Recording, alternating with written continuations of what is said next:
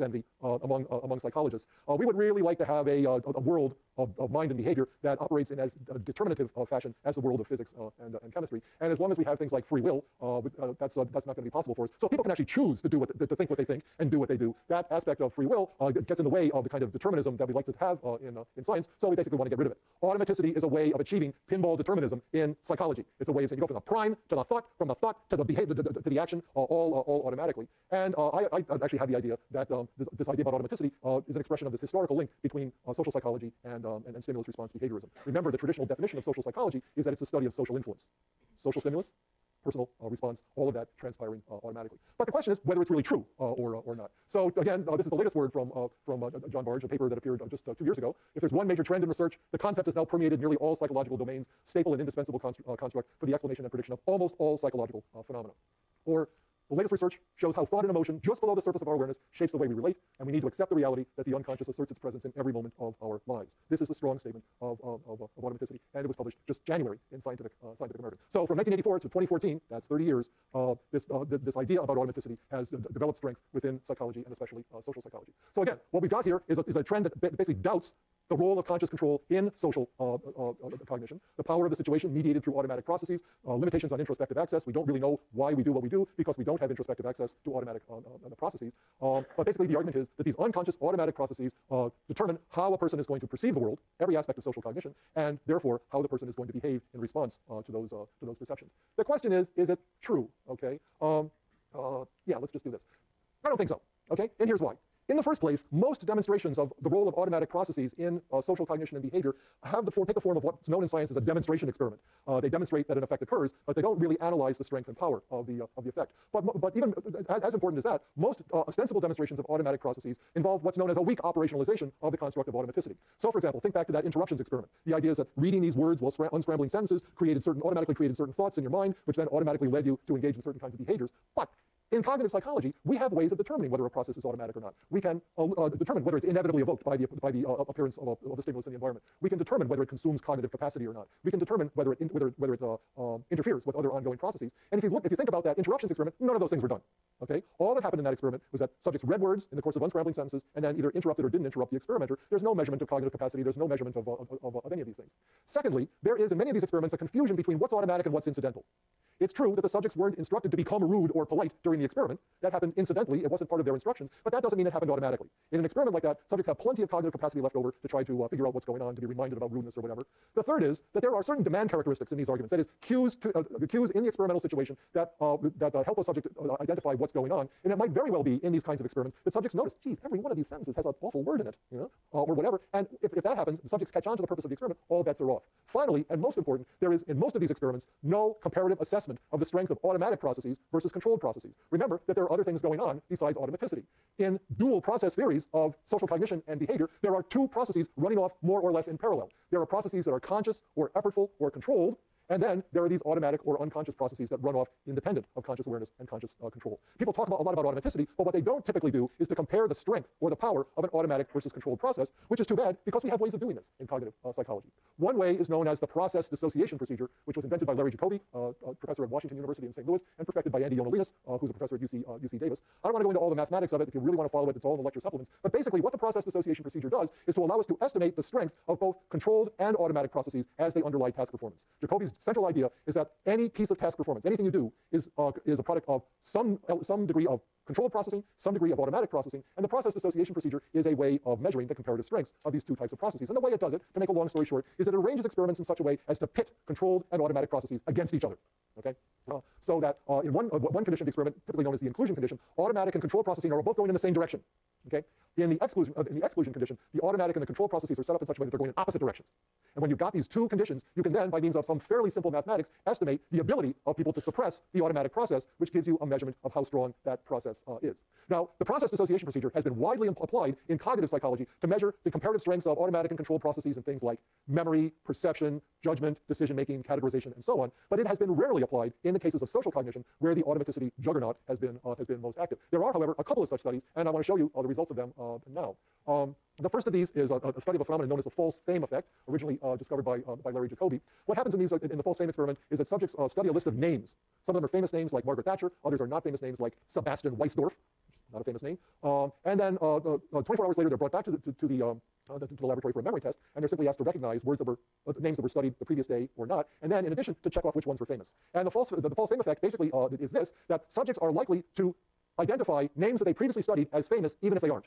And the mechanism for that is kind of a priming effect. So you'll look at this name, Sebastian Weisdorf. It seems familiar to you, and because it seems familiar, you say it's a famous name. Okay, it's just a judgment that you make. But the idea is that feeling of familiarity rises automatically by virtue of a priming effect. Okay, so that's the general idea behind the false fame effect.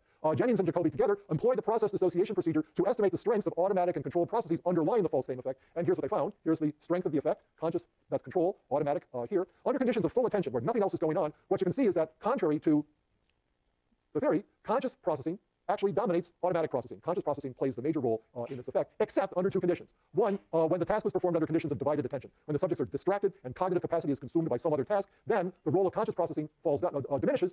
The role of automatic processing stays pretty much the same. You get somewhat similar effect for somewhat similar reasons in the elderly who don't have as much cognitive capacity as you people do. But the point here is there's nothing like automaticity dominating this process. Under ordinary conditions, controlled processing dominates the process. Under other conditions, more degraded conditions, what you get is a balance of cognitive control and automatic processing, not the dominance of automatic processing on behavior. Here is another one. This is work by James Uleman, professor at NYU.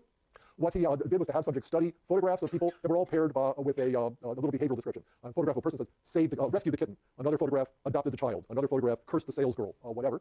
And then 2 days later, the subjects were brought back to the laboratory, asked to recognize previous, to put in a recognition test where they had to say which photographs they had seen before, and then they were asked to make trait judgments. And what Uleman found was that people made trait judgments in accordance with the behavioral descriptions that had been paired with the pictures 2 days earlier. So the guy who rescued the kitten, the judgment was that he was kind. The guy who cursed the salesgirl, the judgment was that he was ornery or whatever. But they were never asked to do that. They were never asked to make trait judgments about those subjects at the time. Uleman's argument is that those trait judgments arose spontaneously.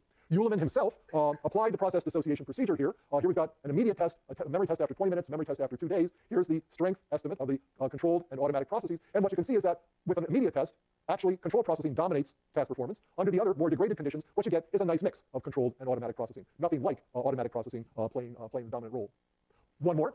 This is work by David Payne, now at the University of North Carolina, on what's known as the weapons bias. And this is a very interesting experiment. Payne was the guy who discovered this. What happens in this experiment is that subjects are shown video clips, very short video clips, of black or white people holding something in their hands. And the judgment that the subjects have to make is whether what's being held in the hand is a weapon, like a gun or a knife, or a tool, like a wrench or a pair of pliers. And the basic finding in the weapons bias, the experiment, is that white subjects are more likely to perceive this ambiguous object as a weapon if it's held by a black person. Okay? And the idea is that this is all automatically mediated by a stereotype, that these white subjects carry around in their heads a stereotype about African-American people that associates them with hard lives, and by virtue of that stereotype, they're primed to perceive this object, this ambiguous object, as a weapon as opposed to a tool. That's the general idea. And again, Payne's argument was that the influence of the priming, or Payne's hypothesis was that the influence of this priming was automatic. Payne, as a good student of Larry Jacobi, went off and did the experiment. Okay? And what you can see here is that both when the prime is an African-American person or the prime is a white person, under ordinary conditions, what you see here is that conscious controlled processing actually is stronger than automatic processing. Okay? So it's not the case that the weapons bias is mediated by automatic processing. It's mediated by a mix of controlled and automatic processing, in which, in fact, control is more powerful. The only place that Payne got evidence for automatic processing was in a condition where subjects had to make their judgments under a 500 millisecond deadline, half a second, had to make these judgments really, really quickly. Under those circumstances, here you can do the comparison, there's no deadline, there's under the deadline. Under those circumstances, conscious control drops down quite a bit. Automatic processing isn't changed at all because it's automatic. Automatic processing, by definition, isn't changed by various experimental manipulations. But even under a 500 millisecond deadline, still what we're seeing is a mix of automaticity and control. We're not seeing behavior dominated by automatic processes. And okay, there's more evidence for automaticity here than in the previous slide, but it should surprise nobody that if you've got a 500 millisecond deadline, that most of your behavior is mediated by automatic processes, because you don't have anything else.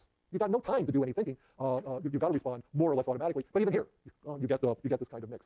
Okay, I'm going to skip this stuff on the quad model. If you're really interested in it, you can go to lecture supplements for it. All I'll say is exactly the same logic has been applied to the implicit association test proposed by Greenwald and Benagi as a measurement of unconscious attitudes that affect behavior automatically. This is work by Jeff Sherman and his colleagues at UC Davis, where they've actually been able to modify the IAT inspired by, but not using the process dissociation procedure, inspired by the process dissociation procedure, to measure the contributions of automatic and controlled processing to people's performance on the implicit association test. And their surprise is that here are the automatic components, the automatic association having to do with the African American stereotype, the automatic association of the Anglo, if you will, Anglo-American stereotype, they play a relatively small role in performance on the IAT. Here are two aspects of control, okay? And what you see here is that control dominates performance on the IAT, except here in the blue, when subjects have to make their responses within about half a second. Under those circumstances, conscious control drops away, but under normal circumstances, control is very powerful. Here's another study. This is by Jenny Beer, who's a PhD from Berkeley.